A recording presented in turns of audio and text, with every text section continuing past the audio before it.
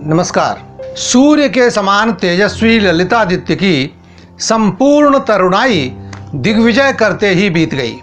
यहाँ तक कि कन्नौज के इतिहास प्रसिद्ध पराक्रमी नरेश यशोवर्मा को भी ललितादित्य ने युद्ध में बुरी तरह पराजित किया। उसका भी एक विचित्र प्रसंग है। यद्यपि यशोवर्मा युद्ध नहीं चाहते थे, अतः उन्होंने ललितादित्य से संधि का प्रस्ताव किया। ललितादित्य भी सहमत थे, किंतु जब यशोवर्मा की ओर से भेजे गए संधि पत्र में महामात्य मित्र शर्मा ने यह पढ़ा कि यह संधि पत्र यशोवर्मा और ललितादित्य की सहमति से लिखा गया है, तब उसमें पहले यशोवर्मा का नाम लिखा देखकर मंत्रियों ने इसे अपनी अवहेलना माना और परिणाम यह हुआ कि यशोवर्मा को युद्ध में आना पड़ा और पराजय हुई। भवभूति जैसे महाकवि जिस यशोवर्मा के दरबार में उनका स्तुति पाठ करते थे, उन्हीं यशोवर्मा को ललितादित्य के दरबार में ललितादित्य का स्तुति पाठ करना पड़ा। यमुना नदी के उत्तरी किनारे से लेकर कालिका नदी के तीर तक का संपूर्ण कान्यकुब्ज देश ललितादित्य के अधीन हो गया और उनकी सीमाएं पूर्वी समुद्र तट तक पहुंच गईं।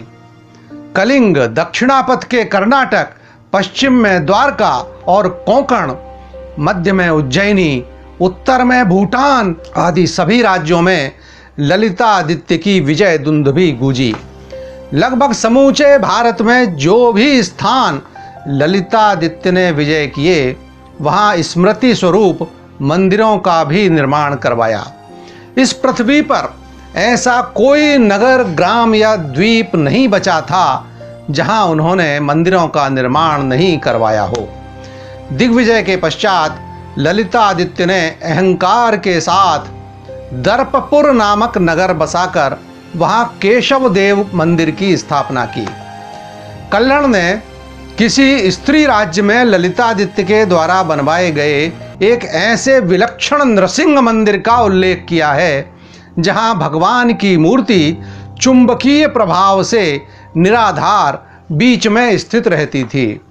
उनके द्वारा निर्मित 5 प्रमुख मंदिरों परिहास केशव, मुक्ता केशव, महावराह, गोवर्धनधर और भगवान बुद्ध के मंदिरों में समान धन व्यय हुआ।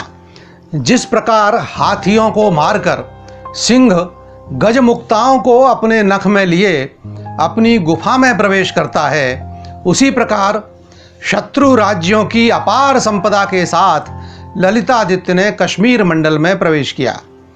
ललितादित्य ने अनेक जनहितैषी कार्य भी किए। चक्रधर नामक स्थान पर रहट की मदद से बितस्ता का पानी ऊंचे गांवों में पहुंचाने का प्रबंध किया। पौराणिक आख्यानों के समान कल्हण ने अपनी राज तरंगिणी में ललितादित्य को लेकर कुछ दैवीय चमत्कारों का भी उल्लेख किया है, जैसे कि उनका यह वर्णन कि देवता भी उनका आदेश मानते थे।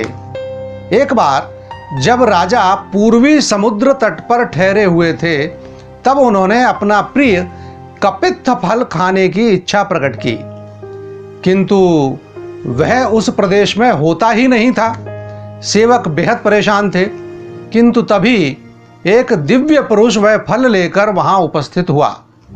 किंतु एकांत में उस आगंतुक ने राजा ललितादित्य से कहा कि आप अपने किसी पूर्व जन्म में अपने धनाढ्य मालिक के खेत में हल चला रहे थे। आपको भूख और प्यास दोनों ही लग रहे थे। तभी खेत के मालिक का सेवक आपके लिए सुराही में जल और पोटली में रोटियां लेकर वहां पहुंचा।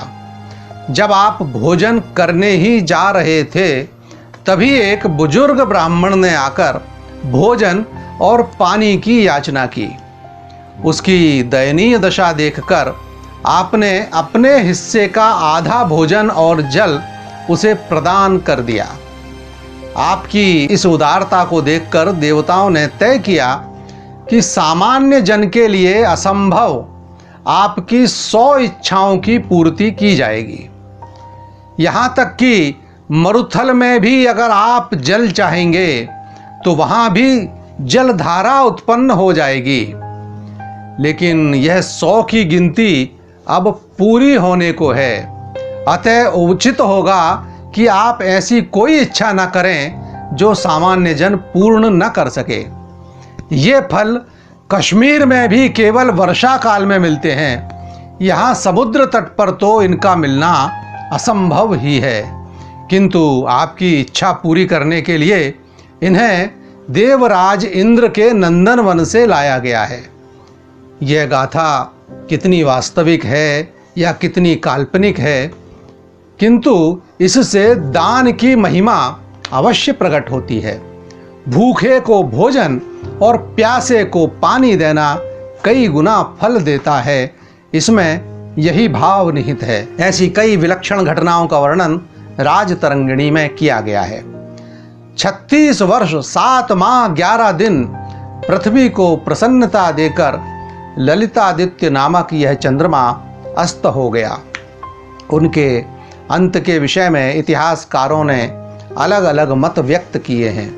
कुछ के अनुसार राजा आर्याणक देश में अत्याधिक बर्फ गिरने से मृत्यु को प्राप्त हुए। कुछ इतिहासज्ञ मानते हैं कि पांडवों के समान उत्तरापथ के दुर्गम पथ में राजा सेना सहित लुप्त हो गए, तो कुछ का मानना है कि यशस्वी जीवन के बाद आसन्न संकट की कल्पना से उन्होंने आत्मदाह कर लिया। सच्चाई जो भी हो, किंतु उन्होंने स्वर्गवास के पूर्व अपने अधीनस्थों व परिजनों को जो अंतिम संदेश दिया वह भारत की आज की परिस्थितियों में समझने योग्य है। अपने उद्गम से निकलकर अंत में महासागर में विलीन होने वाली नदी के समान ही लगातार विजय पथ पर अग्रसर वीरों को भी परमात्मा में विलीन होना पड़ता है।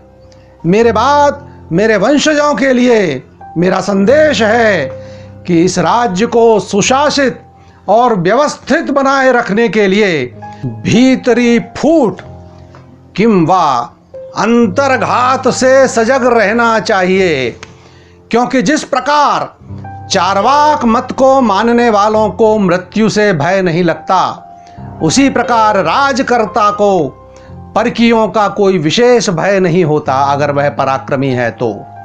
मैं अपने पुत्र और पौत्रों में सर्वाधिक अपने सबसे छोटे पौत्र जयापीड़ नामक बालक को सबसे योग्य मानता हूँ। उसे अपने दादा के समान बनने का उपदेश देते रहें। राजा की भविष्य दृष्टि सत्य सिद्ध हुई और उनके बड़े बेटे कुवलयादित्य मात्र 1 वर्ष 7 माह शासन करने के बाद विरक्त सन्यासी हो गए। उनके बाद ललितादित्य के छोटे बेटे वज्रादित्य राजा तो बने, किंतु 7 वर्ष शासन करने के बाद अपनी विलासिता के चलते क्षय रोग का शिकार हो गए।